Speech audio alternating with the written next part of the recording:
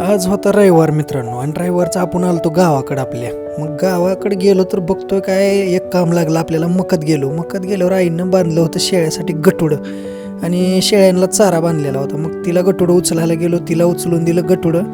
नंतर तिच्या मागं मी पण गेलो मग खुरपं घेऊन आपलं, कारण खुरपं आणलं होतं तिनं सोबत ती गवत काढायला. त्याच्यानंतर थोड्या वेळानं मी मकतनं बाहेर निघालो, आणि मकतनं बाहेर गेल्यावर केळीच्या रानात गेलो. जरा केळी बघितली, एकदम टाईट आली ती केळी, आणि भाव पण चांगला असल्यामुळे थोड्या दिवसानं जाणार होती. लगेच दुसऱ्या दिवशी सोमवारचं काम चालूच झालं बघा. आपलं किटल्या न्यायचं आणि काय ना काय बोरिया बिस्तारा बांधून आपण निघालो होतो सोलापूरच्या दिशेनं. जाताना हायवे लागला लगेच आपल्या वैराग जवळचा. हायवे असल्यामुळं जरा बरं वाटलं. मग आपण लवकर जाचाल सोलापूरच्या दिशेला म्हणून फास्ट गेलो हायवेने आपलं काम करत करत. मग हायवे काय सपत नव्हतं, लय जास्त लांब होता, आणि जवळपास आपल्या वार्शीपासून 80 किलोमीटर सोलापूर होतं, त्यामुळं लय वेळ लागणार होता.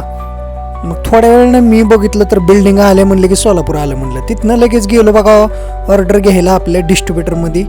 डिस्ट्रीब्युटरला आपली सगळी जिगर दोस्त असल्यामुळे त्यांनी पटापट ऑर्डर काढून दिली. एका जिगरनं आपल्याला फॉलो केलं नव्हतं, मग त्यानं पण लगेच फोनमध्ये आपल्या घेतला चॅलेंजरचा आपला यूट्यूबचा चॅनल सर्च केला, इंस्टाचा सर्च केला, लाईक केला आणि फॉलो पण केलं.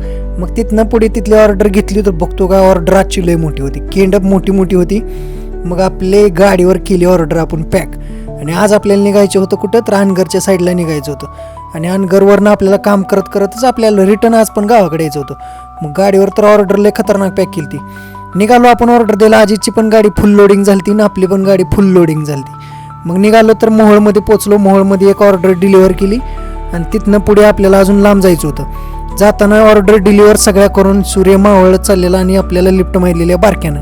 ह्या बारक्याला घेतला गाडीवर. ही बारकं लय हसत होतं. आपला चॅनल बघितल्यामुळे त्यानं काय केलं, मग सर्च करून बघतो म्हणला रात्रीच्याला. त्याला बघ म्हणलं, मग तू पण आज दिसणार आहे म्हणलं. मग त्यानं चॅनल बघितला, गाडीवर टाकलेला, आणि जवळपास नंतर आपल्याला घरी यायला झाली अंधार. आपला फोकस खतरनाक असल्यामुळे रात्री काय टेन्शन वाटलं नाही, पण थंडी लय जाम वाजत होती, काय काकडत होतो मी तर.